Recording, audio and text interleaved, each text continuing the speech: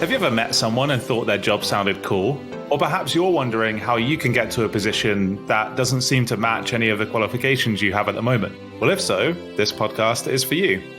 We found some people with jobs that you might not necessarily know about or expect people to have, and we're going to ask them about how they got there.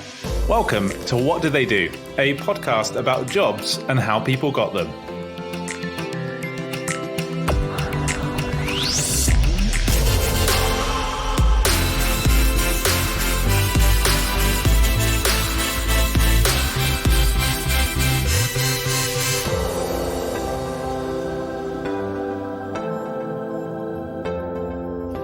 Hey, we were lucky enough to speak to Les McBeth, who works for Future Design School, and she took us through not only what Future Design School do, working with schools, higher education, communities and corporates, but she also took us back on the journey through a variety of different places she's worked and things she's been, showing there's no traditional route to the job that you do now.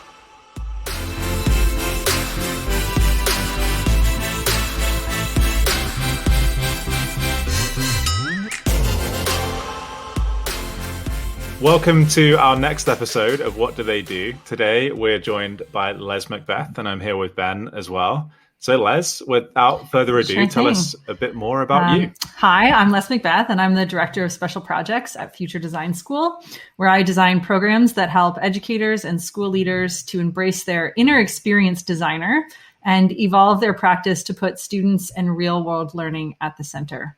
I'm also a lifelong learner who finds joy in big challenges and pushing my own personal limits. Wow. Already there are just so many questions that come into my mind that I want to ask. But perhaps let's just start with what you are doing now. You mentioned you work with Future Design School and you work on special projects. So tell us, what does that even mean? I'll start with what FDS does, and then I'll talk about my role. So Future Design School, we partner with schools and districts around the world to support effective learning and really transform education and transform learning to, like I said in my introduction there, put students at the center. We have a sort of portrait of a future-ready graduate that is the foundation of all of our work, and it's built around starting at like the center of who a student is, thinking about psychological safety and identity and optimism. And then we look at some of those other character traits as well as learning skills, and all of that sort of in service of building the core competencies of critical thinking, communication, collaboration, and creativity. We do that through programs around design thinking and entrepreneurship and global and future vision. We do a lot of work with schools around equity and inclusion. And our goal is really to create learning experiences that better prepare students for the jobs of the future, which I think is great considering this podcast is all about what those jobs really are. And I think that's what's really exciting about this show you guys are doing is because students often don't know what those jobs are. And teachers, I think, also often don't know what those jobs are and what those skills are that are needed in order to be successful. So we work with schools in several different ways. We do strategic planning with schools. So we work with them to think about what is the strategic foresight that they need in order to think now about the future and how they can redesign their schools to be ready for that future. We also work directly with teachers running tons of professional development. And I'll talk more about my journey with FDS around that later on, I guess. And we run direct-to-student programming to help them build those skills and the foundational knowledge that they need to be successful. All of that work sounds amazing and I think really needed in the world that we're in right now. What does special projects mean? Is I'm essentially being pulled in on a lot of different things. So when I first started at Future Design School, my role was Director of Professional Development. And so the first 4 years that I was with the company, I was really building out our PD programs, designing new programs, and delivering programs for thousands of educators sort of all over the world, which was really exciting and really fun. And as we grew, we built an incredible team of other people working on our professional development programs. And so last year, as I was about to go out on maternity leave to have my daughter, we brought in one of those other education leads to really take over the professional development program. And I was sort of repositioned as this director of special projects, where I'm really working sort of cross-functionally across all of the different verticals within our company. So I work on strategy. I also work on PD. I work on student programs sometimes. But mainly I'm developing a lot of new products and programs. So as we start to do more work around like diversity and equity and inclusion, for example, I'm helping to support that team coming in often to work on a specific piece of something and sort of build it out and get it across the finish line and then move on to the next thing. So it's kind of like product designer or like experience designer meets what do you like, jack of all trades. Like, what do you need me to do? I'll do it. So yeah, that's kind of what. I think this, like you mentioned about the podcast, I think we're finding more and more people really struggle to explain what their job is, because it isn't one thing anymore. It isn't, oh, I'm in charge of this one thing and that's all I focus on. It's that overview, that range of skills that you've already said you're trying to develop in young people anyway. And I suppose you've got to reflect it yourself, haven't you? You're kind of across. Does that mean that you look across all of those? And are there certain things and links and trends that you spot coming out of the work that you're doing across the whole organization? Yes, that's definitely true. I think myself, as well as my two colleagues, Sandra and Sarah, the three of us are all sort of working across all those different areas. And we're often pulling things out, like saying, did you know that Diane's doing this over here and Rach is doing this over here? And there's actually a lot of connection between them. And maybe we should bring this whole team together to talk about where those connections are. So that definitely happens a lot. And I think you're right. It's very meta that I'm like, we're kind of training people for this type of work while we're actually living that type of work as well. So, I forgot to mention that we also work with a lot of big companies. Like we work with companies like Google, as well as we've worked with like law firms and other technology companies. We've worked with Indigenous communities across Canada. We work with a lot of people outside of education as well. And a lot of that is informing that work that we're bringing back into the K-12 space. So there's sort of this like downward, like percolation of ideas from the corporate world and from the world of work into our world of education. And we do a lot of work in higher education as well. So we're trying to also move things from a higher education perspective, because that's often the linchpin. You know, when you talk to teachers about things like, what if we had a competency-based model instead of a grades-based model? The answer is always, but higher education needs their grades. And so we're working with a lot of higher education institutions to think about how do they also reimagine their systems and structures to allow for that change to happen in K-12. So you mentioned design thinking as part of your work, but it sounds like systems thinking is a big part of that as well, of how these different nodes are affecting one another. So K-12 to higher ed, to the world of work, to corporate. Yeah, 100%. I think that because design's in our name, and because a lot of our work that we started out doing was really around design thinking, we kind of have become known in a way as the design thinking people. But I think that your observation there is bang on, that it's a lot more than design thinking that we're doing. We're doing a lot of strategic foresight and systems thinking and change management in schools, in terms of how are we helping schools to really have holistic transformation and not just change in pockets. The changing nature, isn't it, of work, that I think I've just done it then, of tried to like categorize bits that you do. And I keep on falling into that trap with stuff. And myself and a friend were talking about, like, you know, design thinking and systems thinking. And actually we kind of boiled it back down to solving problems for people. I always say that that's what designers do, is they solve problems for people. And whether you call it human-centered design or design thinking or systems thinking, or, you know, there's so many different like you said, structures that are out there. But at the end of it, it's like, who are the people? What are their needs? And how can we help them? So if we rewind to Les being a child at school and thinking about what she wanted to do when she grew up, what was on your mind then? What did you Oh my think God. I don't think I knew. And I was listening to one of your other episodes where you were talking to Brent Lewis, the skateboard guy. And you talked about this in that episode, that it was like, when you're 15, you don't really know And you'd think that it would be getting better, but maybe it's getting worse. But I think for me then, like, just for some context, I grew up in a town of 2,000 people in the middle of nowhere in rural Ontario before the internet was really a thing. So my worldview was like incredibly limited. I had maybe been to Toronto once or twice in my life. I'd never been to a big city really. I didn't know much about the world. And so because of that, I think that what I saw as opportunities for myself were pretty limited. People that I went to school with, a lot of people I went to school with went and worked in the oil industry because that was sort of the industry around our town. And those of us that were sort of funneled into university because we were the like so-called smart kids, it was like, do you want to be a lawyer or a doctor or a teacher or, those professions that were in town. But I remember when I was a teenager, I was really into like the early internet, like early consumer internet, not like early 1980s internet, but early 90s internet. When AOL, like dial-up first became a thing. Dial-up. And I remember telling my parents that I wanted to be a web designer. And my dad's response was so funny. I remember distinctly. He said, "Well, what are you going to do? Work at EB Tech, which was the dial-up internet provider in town at the time?" Like he just didn't see that there was this future that was the internet was going to be like such a huge part of.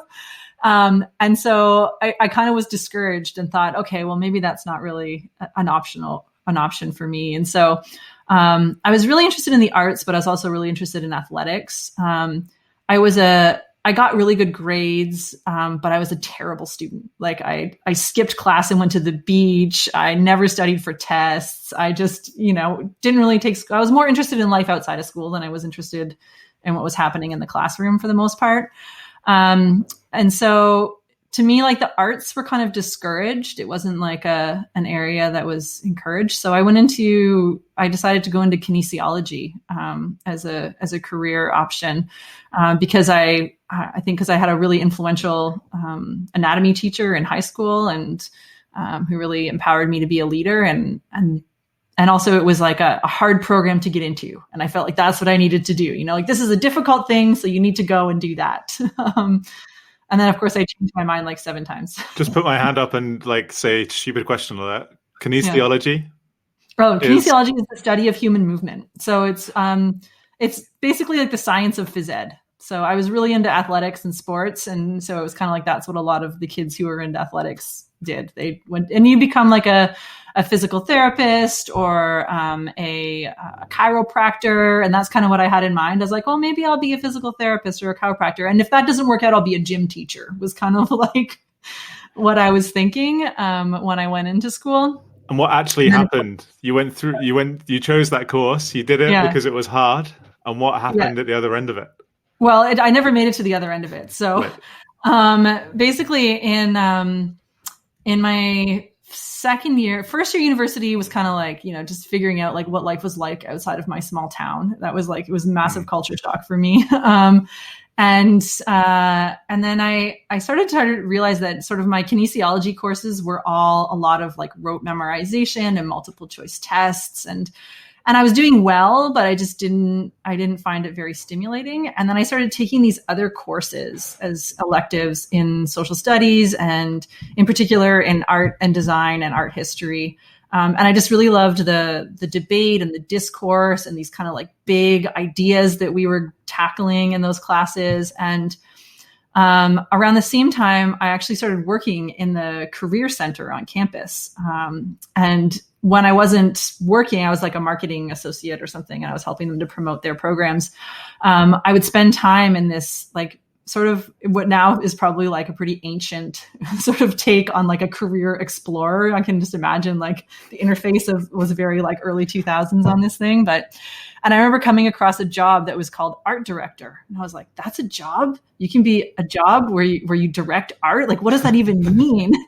And so that sort of sparked my interest and curiosity in that maybe something more in the realms of the humanities or social sciences could actually be a career path. And around the same time, I through the same career center, discovered that I could go on exchange to the UK. So that's what brought me over to your beautiful Lake District. Nice. And I spent a year in Lancaster studying there. And that's when I also switched majors. So I remember calling my parents and saying, you know, I'm gonna change my major to art history and communications. And how did that go down? And I just remember my dad was just like, what? Yeah. You know, what are you going to do with that? That's all you can say is like, what is your job going to be when you're done? And I just said to him, Dad, I promise you, I will never be unemployed. And he was like, okay, you know. Yeah. This is the deal, right? One of his favorite lines, which is like, there's a, so where, you know, I don't think this is a good idea, but there's a time in your life when you need to stop listening to your father. Nice. All right, Dad. My parents were pretty good for life advice like that. So that's good reflective nature. So where were you at university in Canada before you moved over? I was in a city called Hamilton at a school called McMaster University. So it's just outside the GTA. It was like close enough to home that I could go home when I wanted, but and a big-ish city, but also a really industrial town like the town I had come from. So it kind of felt manageable. Yeah. So. Yeah, I know. But Lancaster is very different to that. No one told me about Lancaster. I didn't really do my research before I moved to Lancaster, and I got there and I was like, wow, there's a lot of sheep here. Yeah, because we've got a few. There's quite a few towns and cities dotted around the UK that kind of were historically like, you know, the big place to be hundreds of years ago, and then kind of other places, particularly around the Industrial Revolution, popped up around them that are kind of obviously got a bit more going on. So I think Lancaster comes into that category, isn't it? Of kind of there's a big RAF base in Lancaster, right? Oh yeah, but not quite. Is it? Maybe I've made that up. I feel like it's maybe home of an RAF base. Yeah, to be honest, I actually, once I got there, I didn't spend much time in Lancaster. I continued my sort of streak of being a terrible student and not going to class very often, but somehow managing to like still squeak out A's. But I actually, I really used that year as an opportunity to sort of experience all different parts of Europe. And I think it was also a big transition for me in terms of my outlook on life in so many different ways. Like I finally got out of my tiny town, and I used to think like going into university, I thought that I hated big cities and I didn't want to, you know, I wanted to go, my plan had been like, I'm going to like go to McMaster. I'm going to get my degree. I'm going to move back to my hometown. I'm going to buy a house, and like, that's my life. Right. And then all of a sudden I go off on this crazy tangent where I end up in Europe, and I'm, you know, traveling around to all these cities and discovering like art and culture and history and meeting interesting people from all around the world. And it was like my entire plan that I had laid out for myself 2 years earlier was just like completely demolished. So in a good way, in the best way. I've seen that a lot actually when I kind of taken for granted how close mainland Europe is to when we're in the UK, particularly through my teaching career. We'd have a lot of sort of Kiwi and Aussie sort of teachers come over to the UK, and then you sort of, you know, as you got to know them, you're like, oh, what are you doing at the weekend? Like, I'm going to Vienna. And then the following weekend, Barcelona. Yeah. They're like, this, like, why aren't you going here? It's so close. Because for them, obviously, and I suppose the same for you in terms of geographically, Canada is very spread out. So the idea that all these places are on your doorstep, and I don't think we really appreciate it enough. Maybe until it's too late. Really incredible, especially when you have those like super low cost airlines. Like as a student, and then with the flexibility of a student's schedule, it'd be like, oh, I can go. Where do I want to go next weekend? Like, what's on sale on Ryanair right now? I would just like book a ticket and go. It was amazing. And so what happened? You came to Lancaster for a year. Did you head back to Canada for the final year? And then where did you go from there? What was your first job out of university? I bet you if you were to guess, if you didn't know anything about my bio, you would never guess in a million years where I ended up. Actually, I was going to say teacher, but I assume that is not the first job that you ended up with. No, my path to teaching was long and winding. So I ended up getting a job with an organization, a non-governmental organization at the United Nations in Geneva, Switzerland, and which in itself is like super interesting. It was a human rights advocacy organization where we were trying to change policy to, improve human rights around the world. I don't know how I got this job. I had zero qualifications. I have a degree in art history. At the time, it was right after 9/11 and the war in Iraq was going on. And I was really into activism and human rights. And I was involved in a lot of sort of student activism in university. But somehow I managed to talk my way into this job. But the interesting part about this job, beyond it being a human rights organization, is that it was run by Franciscan monks and nuns. And I was not Catholic. I had zero knowledge of the Catholic Church, but somehow I ended up spending several years sort of embedded in the world of monks and nuns, where I would literally, my job was to travel around to go to nun conferences and present on the UN Declaration of Human Rights and how it impacted their work. Wow. And so, it was a really incredible opportunity. I loved working in Switzerland and meeting people from countries that at the time I didn't even know existed. It was a phenomenal life experience. And not only that, but career-wise, it was going into this organization as a young person where they were really focused on the sort of development of their staff. So we did a lot of professional development and personal development. And it was the best footing I could have come out on in terms of coming from this sort of irresponsible, I'm going to skip class and go travel the world point of view to having real responsibility and having a real professional accountability was, I think, a really great level up for me. And the support that came with it from that organization was pretty amazing. But also my friends were like, "You're going to do what? Are you even Catholic?" I was like, "No, I know nothing about the Franciscans, but I'm going to go and live this really." And I met the Franciscans are really incredible people. I could go on for hours about the work that they do, but I won't. I can imagine people listening now are like, hang on, director of special projects at Future Design School. And the first job out of university was for an NGO focused on human rights. There are some links there, but there's a big gap between those two, I'm sure. And so kind of where did you go after that? And what led you? Was it a big change? Yeah, so it kind of was and it kind of wasn't. So actually what happened was after about a year and a half in Switzerland, I had decided, my dad had just been diagnosed with a brain tumor and there was a bunch of things that were making me want to go back to North America. And so I told my boss that I was leaving and I was going to go to teacher's college. So I was going to go and get my teaching degree.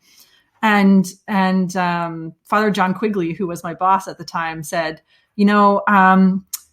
what about New York City? Is that close enough to home? Maybe you don't have to leave. We have an office in New York. And so they transferred me to the New York office, which is how I ended up in New York City.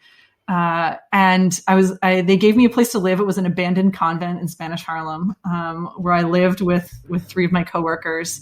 And I continued working for them for a year. And during that time, I kind of was, felt this desire to get back into something more creative and more arts oriented. So I started studying arts administration at NYU in the evenings. So I was doing these night courses in arts administration. And around the same time, I just became fascinated with New York City. I went from one end of the spectrum to the other to I hate big cities to I just love everything about New York. It's constantly changing. There's so much going on. I became interested in this thing called psychogeography, which is sort of the psychology of how the public built environment impacts your outlook on life. Wait, what? Yeah, it's a thing. and this was just a thing on the side. Yeah, it was. My then boyfriend, now husband, is an industrial designer, and he was part of this organization called the Conflux Festival that was doing these kind of arts intervention things. I actually met him at a psychogeography walking tour. Of course you did. He just came up to me on the street as we were waiting for this thing to start and said hello. And that was 16 years ago. Wow. But yeah, so all that was kind of going on in the background while I was still working in the human rights. And then we actually had a party on the rooftop of the convent where I lived. And a guy came. He was a friend of a friend who was in town visiting. And he came with his friend to this party. And at some point in the evening, we got to chatting. And he worked for this organization called the Design Trust for Public Space. And he was telling me that they were looking for someone new to join their program team. And it was a small organization. There was like 5 full-time staff, but they did these really interesting projects around reimagining public space in the city. And I was like, it was the, when you get that feeling where you're so excited about something that you're just like buzzing. I was like, and maybe it was the beers, but it was also, I was so excited that I sort of reconnected with him the following week and submitted my application for this job, and ended up going and working at the Design Trust for the next several years after that. And that's really that started my sort of like trajectory into this world of design.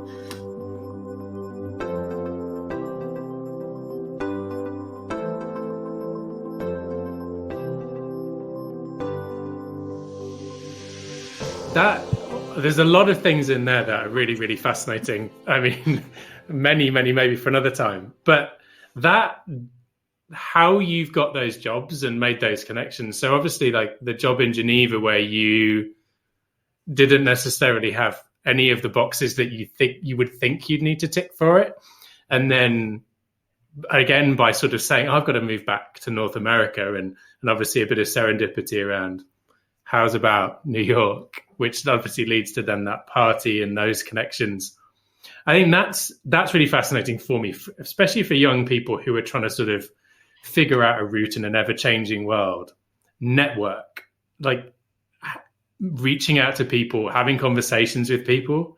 And like you say, that moment when someone innocently goes, oh, we do this and we're looking for people.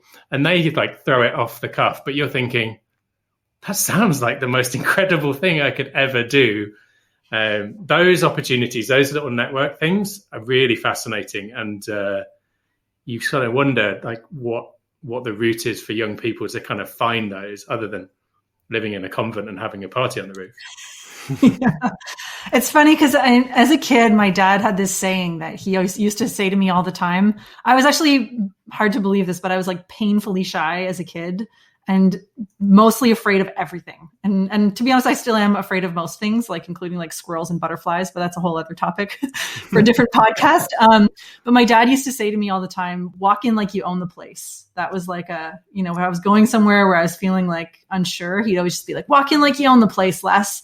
And I feel like I really took that to heart. And it's something I used to tell my students. I actually used to quote my dad in class all the time. I'd put it on a slide with like Brian McBeth at the bottom. I'd say, when you're unsure about this presentation you're giving, or, what it is that you want to do next, whether you're looking at applying for programs in university, I was always just walking like you own the place.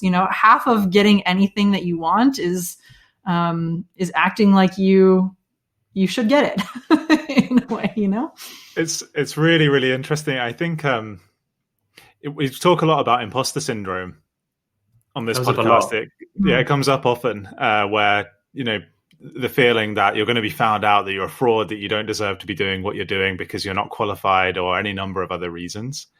And ultimately, it does boil down to confidence. And faking that confidence is a legitimate way to sell yourself, right? And at some point, it's like that faking fades away, and you're able to actually genuinely come across how you want to and feel some of that confidence.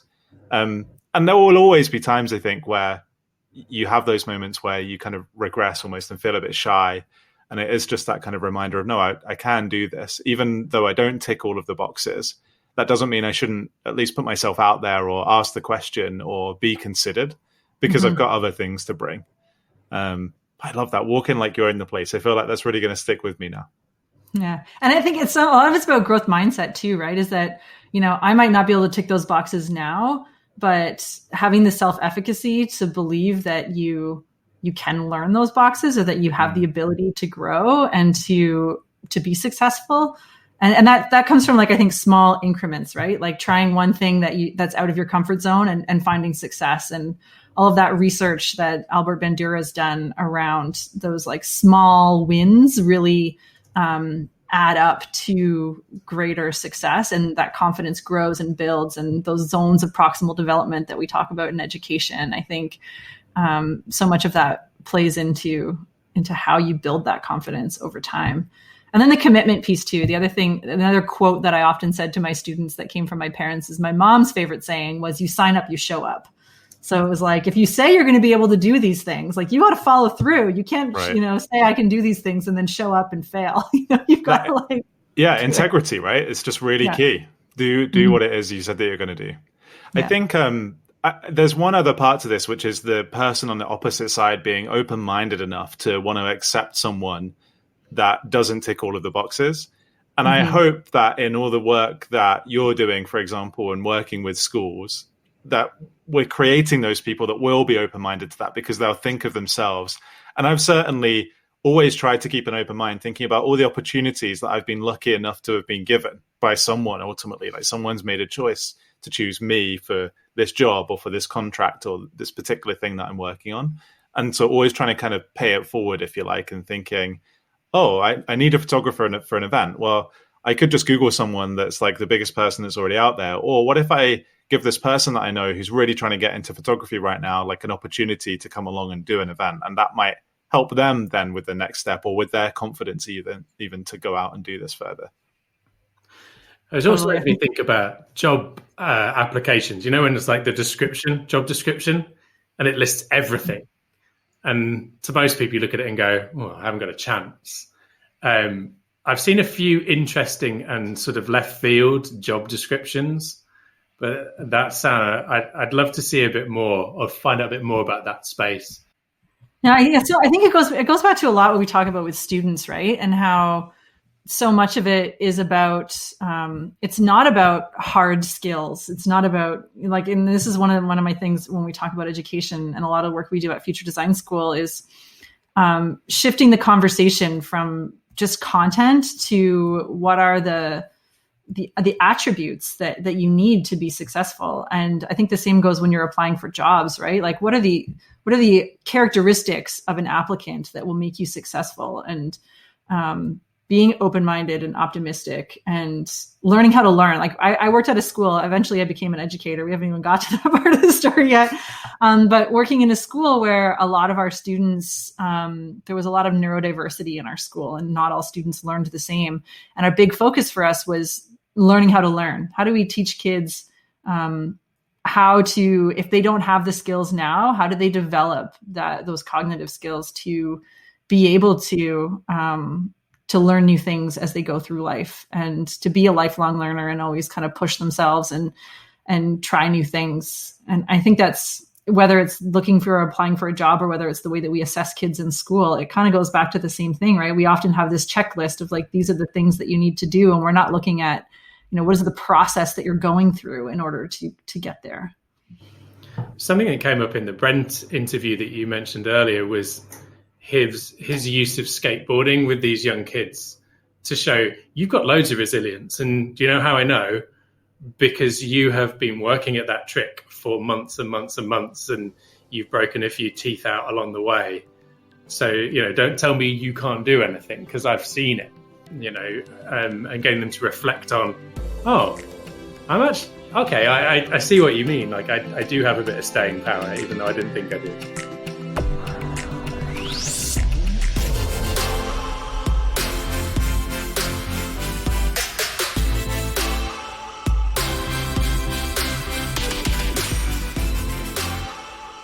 You had this job in New York that you got from the party, and then at some point we get to teaching. That would be, well, how did that come about?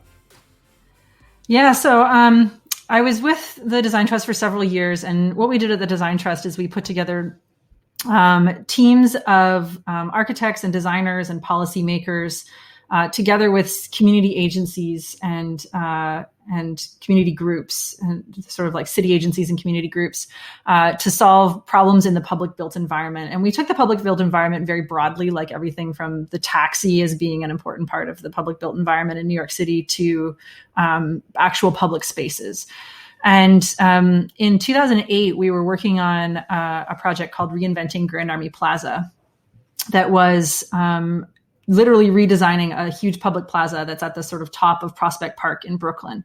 And it's essentially like a pedestrian nightmare. It's just like so many lanes of traffic. It's a giant roundabout, I guess would be the best way to describe it. It's a giant roundabout. And the city, the Department of Transportation, and a community group based around Grand Army Plaza came to us and said, we want to redesign this. And so we worked with them to launch this international ideas competition to get architects and designers from around the world to submit their ideas for how this space could be redesigned. And around the same time, my then boyfriend, now husband, was volunteering for an organization called the Center for Urban Pedagogy. And he was doing a project with them around the justice system and comic book drawing. So he's a comic book artist as well. And so they were drawing comic books around their impact of the criminal justice system. And I just developed like this massive crush on this organization, Center for Urban Pedagogy. They do incredible work around sort of demystifying public policy for both adults and students, but it's always founded in this baseline of like justice and human rights. So it's kind of playing back to my experience in human rights and how do we create a more equitable public space by educating people about their rights that they have in public space. So I reached out to them and I said, we're doing this big ideas competition. I would love to get kids involved. By the time whatever we design is actually built, these kids are going to be adults and they're going to be the ones using it because these projects were really long-term projects that we were working on. And so they pulled together a group of high school students from the area, and we got them together for a day-long design sprint around developing their ideas for the plaza. And for me, like, it was one thing to see the amazing ideas these kids had. Like, they knew this space, like they skateboarded in this space. They walked through it to get to school every day. They knew that the park, like the gardens were full of rats, which is something that I didn't know, which is funny when it comes to like the event that we planned there later on that involved a dinner in the plaza. But like, they knew all the things about this plaza. And so they came up with amazing ideas. But I think what was more interesting to me was this was the first time anyone had ever asked them, like, what do you think about this space and what ideas do you have for this space? And you saw these kids who were maybe, the kind of kids who didn't engage very much in traditional school, and they didn't really, weren't really interested in, reading textbooks and things like that. But all of a sudden they just like lit up. And they felt like very proud of like the place that they were from. And there was so much empowerment happening in that it sort of reminded me that I wanted to work in education years ago. And that it was, I saw this as like the opportunity, the thing that I wanted to teach, right? Like I was like, I want to do this all the time. I want to work with young people and help them to see that they can have an impact on the world around them and that design can be a process that allows them to do that. And so I quit my job in New York and I moved back to Ontario, to Toronto to get my teaching credentials. And everyone in New York thought I was crazy. I remember someone who was on our board of directors at the Design Trust pulled me aside and they were like, I heard that you're going to go be a teacher. Why would you do that? Like, they just did not understand. But I, to this day, I'm like, it was the best decision I ever made. I feel like I was able to have a big impact on a lot of kids over the years. And that is more valuable than, any kind of fancy job title that I might have had if I had stayed in New York City. So I went and worked in a school after that. I got my teaching degrees and then I went and I worked in a school and I built a program for my students that was all around public space and design and how they could have an impact on it. And whatever course I was teaching, I would somehow figure out a way to make it about, let's go out in the city and see what's happening and use the city as a teaching tool. So it was sort of this like place-based, project-based way of teaching with design thinking as a sort of foundation for it. And that's What age group were you teaching when you were doing that? High school, mostly grade 11 and 12. So they're like our sort of last 2 years of high school. I don't know if the grades line up with what you guys have in the UK, but yeah, the last 2 years of high school for the most part. Some grade 10s. I did teach a grade 10 civics class that I loved. Like 14 to 16-year-olds. Yes. Yeah. Like 16, 17, 18-year-olds. Okay. It's college. Yeah. College in the UK. Okay. Key stage 4. Yeah. 16 to 18. 5. And what? Stage 5. Key stage 5. Sorry. And what was your subject? Was it design? No, so it's this is like another interesting story of like networking and like, telling people what it is that you want to do and making it clear. So my actual teaching credentials are in English and phys ed. Because of my background in kinesiology and my communications, I didn't have enough studio art courses to be an art teacher, although I did end up teaching art later on. And over the years, I taught civics and art and phys ed and English and pretty much everything except for science and math. But when I was teaching civics, I was doing that thing where I was kind of making it about the city. And my department head came to me and said, I can see that you clearly have something you want to be teaching here. And there's not really a course at our school that does that. So why don't you propose a new course? And I pitched him this course that was sort of design in the city. And then it didn't work out. It didn't get through sort of like the approval process because we're only allowed to have so many locally developed courses. And there's like all these rules around curriculum in Ontario. But he came into my English class one day with the curriculum documents, so sort of like our standards and expectations for another course called Green Industries. And he said, do you think that you could do what you want to do in this course? And I was like, oh, let me look at it and see. He's like, no, I'm in a meeting right now where we're making decisions. You have to look at it right now. Tell me, can you do it? And I looked at it and I saw like a few things about the design process and about landscape architecture. And I was like, yes, I think I can do it. He's like, okay. So I ended up teaching this course called Green Industries. And then once I got my hands on the actual course content, I discovered I also had to teach like forestry and horticulture and all these things. I was like, I don't know anything about that. But I figured it out. You're a lifelong learner. Yeah.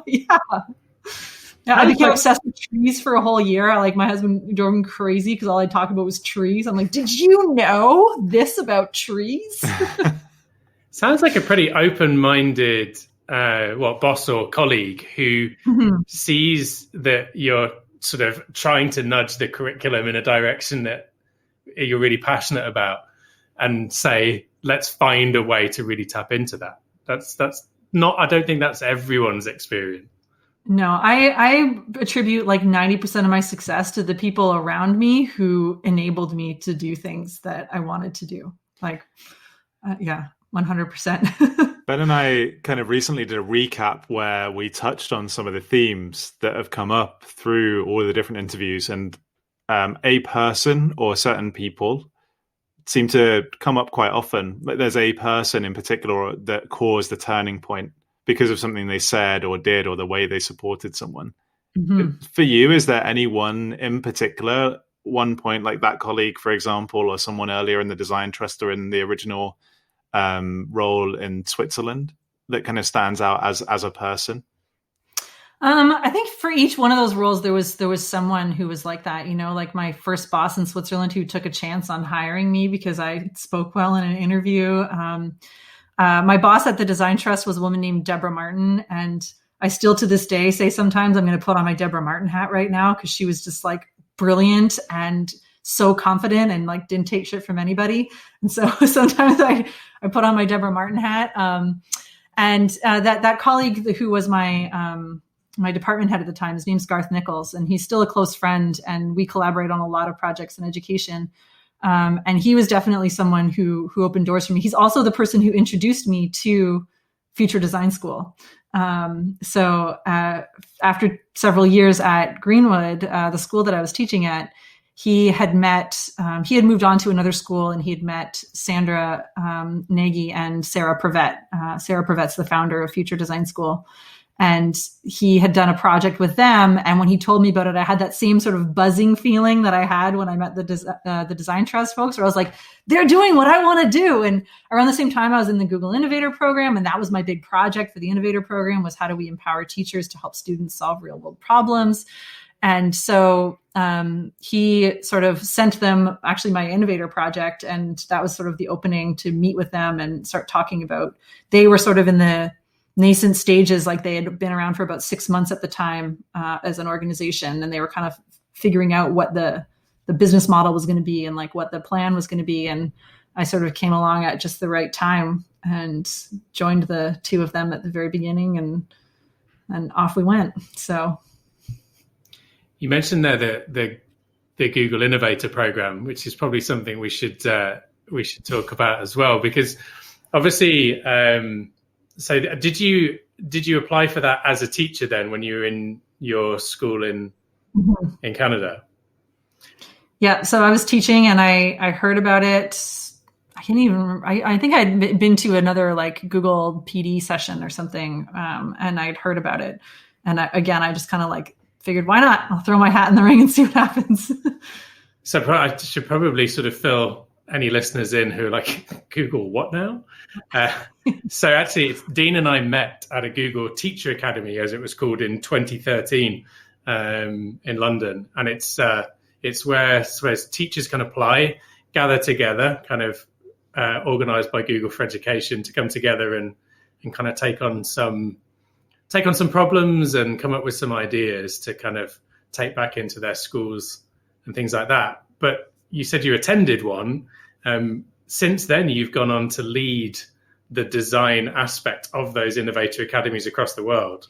And so basically currently 36 educators get together with you and you lead them through a design sprint while they apply with a problem, and then you kind of take them through a process of coming up with some ideas.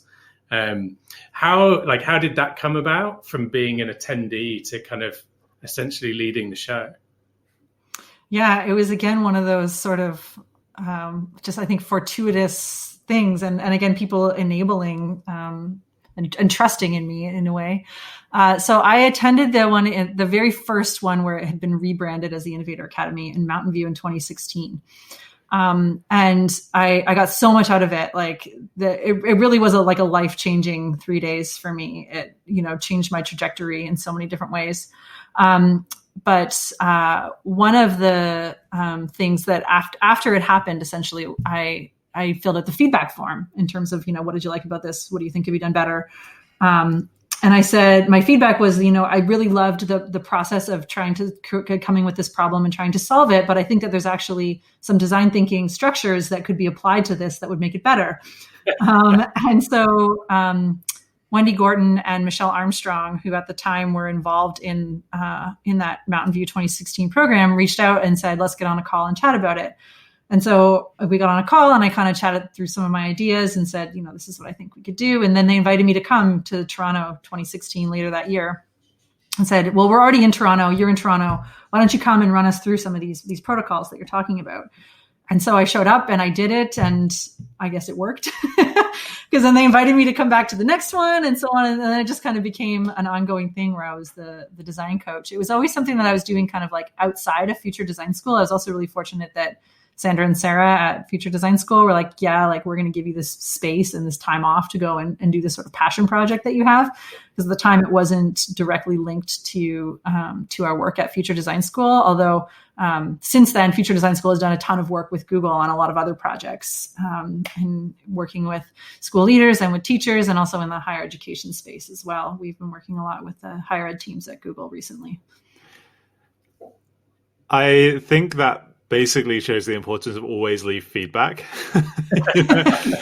If you go to an event or a training session or something like that, fill out that form. It's actually genuinely helpful to the people running it. I'm sure that isn't true for everybody, and I'm sure some people ask for feedback because they feel like they should. But definitely for me, reading that feedback has always been key to any kind of delivery of anything that I've done. And reading the feedback that you maybe don't agree with is actually the most important part of those sessions, I find, because you get to a point where you just actually ignore all of the good stuff in a way. People will tell you this worked really well. So you're like, okay, I know that works well. I continue to do it. But it's so rare to actually get some constructive feedback through those forms because everyone is generally very nice. And so they're just telling you what was great, keep doing it. Everything was perfect.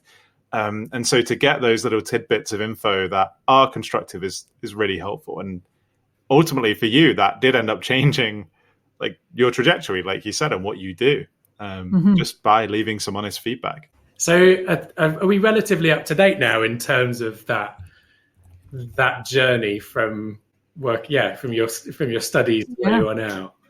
I think that kind of gets us there. Yeah. And I think over the past, I've been with FDS for 5 years now. And over the past 5 years, we've really grown from We started out that first summer, actually, before I met Sandra and Sarah, they were running summer camps for kids to test some of these ideas of how do you teach these concepts to students.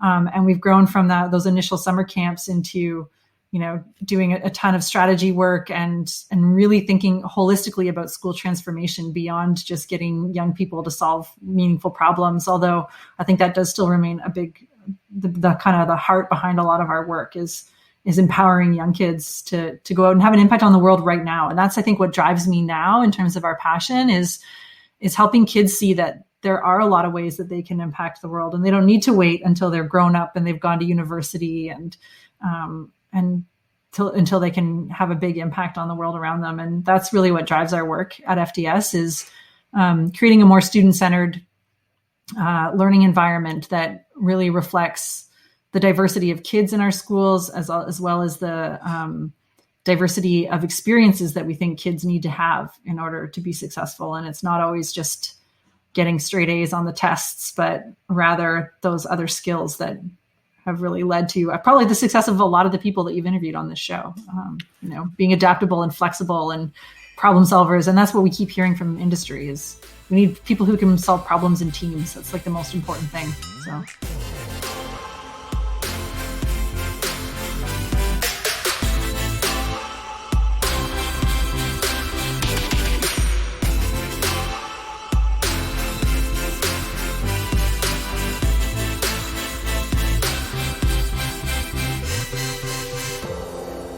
You have a daughter now. She's nearly a year old. And we're coming to the end here. I really want to touch on, imagine there are parents listening, maybe even some young people as well. What's the biggest piece of advice, maybe to parents, to help them have their children think about problems in this way and be problem solvers from a young age and maybe pick up some of these soft skills? And what about a young person themselves? Like, what are the key things they could do? I feel like some of my answers here might be like controversial for parents. I'm not one, but Ben is. So. Yeah, I think focusing less on like what grades your child is getting, and focusing more on the learning process, I think is really important. I think too often we get bogged down in but that they need to get grades so they can get into university, so they can get this, so they can get that. And like, we're already trying to map our kids' lives out when they're like in kindergarten for what they're going to do. So I think letting go of that is one thing. In terms of getting them to solve problems, and this I'm just stealing from my own parents' playbook. I what they did for me as a kid was really whenever I had a question or there was a problem, they wouldn't solve it for me or they wouldn't tell me the answer. Like, this was before the internet. We couldn't just, ask our Google Home to tell us the answers to things. And we had a set of encyclopedias on like the shelf in the living room. And if I had a question, my dad was like, go look it up. Like, he wouldn't tell me the answers to things. And I think that made me curious. And I think fueling that curiosity by encouraging your kids to ask questions and asking them things like, what do you wonder? What do you notice? Where do you see problems in your world? I think that we underestimate the ability of kids to find problems as well as solve those problems. Like, they see problems that maybe we don't, and they might have solutions that maybe we can't see. And so I think just modeling that approach to problems and by asking those questions, I think is a good approach. I feel like there was another part of your question there. I think that's great. And then the second part is, I guess, for young people. Ben, do you want to jump in first? I see you're going to jump in with something. I was just going to say, if I hear Isla's got something to say in the background, if you need to deal with that. Oh, yeah, you just started screaming downstairs. Yeah. There's the parent in me going, if you need to take that. No, it's okay. I'm on work duty today, and my husband's on daddy duty today. So we swap back and forth. So I guess the other part is, I think that's great advice, by the way. And it's funny because I speak to so many people, actually, people in education even, that agree around the grades thing, and that really we're using grades because it's kind of a good way to measure and compare. It's not a good way. It's perceived to be a good way, is maybe a better way of putting it, to kind of measure the ability of someone to do something rather than focusing on their skills of solving problems, which is kind of. Yeah, I think we're just measuring the wrong things, right? Like we're often measuring like how well did you memorize the content, or can you tell me what I want to hear? Which is like when I say I was a terrible student, I was really good at jumping through the hoops. Like I knew how to answer the question in the right way to get the right mark, but I wasn't really like engaged in my learning. And for my own kids, I'd rather have them be engaged in asking big questions and being curious than I would in having them jump through the hoops of school. So. And in the position that you're in, you're saying with Future Design School, you're working with not just schools, but higher education, corporations, communities. When you put all those pieces together, do you start to see some of the barriers to moving forward with the types of skills that you're working on educators with? And is that in the education space, or where are those? If you had a political magic wand, what are the policies you're untying and throwing away? The first policy that I'd untie and throw away, that we don't really have much of here in Ontario, but it's a big problem, I think, in a lot of in the US, is a lot of the standardized testing that is. I know it's evolving, and that a lot of people see it as important data, but I think that it becomes too much focus on the standardized test data and not enough focus on the students in the class. So that would be the first thing that I'd get rid of. But in terms of like mapping all those pieces together, to me, I see it as like a bottom up and a top down approach. Like K-12 teachers are some of the most innovative, creative, incredible people, like you both know, you've been there, that you'll ever meet. And I think that those teachers that are given that space to be creative and to have the freedom and flexibility to trust their own professional judgment and to respond to the needs of the kids in their classroom are really doing incredible, innovative things. And I think that right now, higher ed is a bit of like the elephant in the room in a way, because it's sort of it's still a little bit more traditional in its approach to teaching and learning. But across the board, there's a lot of like really innovative things happening in higher ed. But I think across the board, it's still very much, you've got people who were there doing research. They weren't trained to be a great teacher. They were trained to do research, and that's what they want to do. And teaching is a thing they do on the side. And so I think that the pedagogy in higher ed really needs to evolve, as well as those admission practices. And so like the top down needs to be that higher ed needs to signal to K-12 that those innovative things you're doing, we're going to accept that. And we're going to accept your future of your profile of a future ready graduate in lieu of a transcript of marks in order to admit kids to our institution. And like, if we could do that, then it opens up like a huge amount of possibility. And for kids who never saw themselves as successful, to see themselves as having an opportunity to explore some of those avenues that they thought were closed because they weren't good at math or they didn't do well in science class.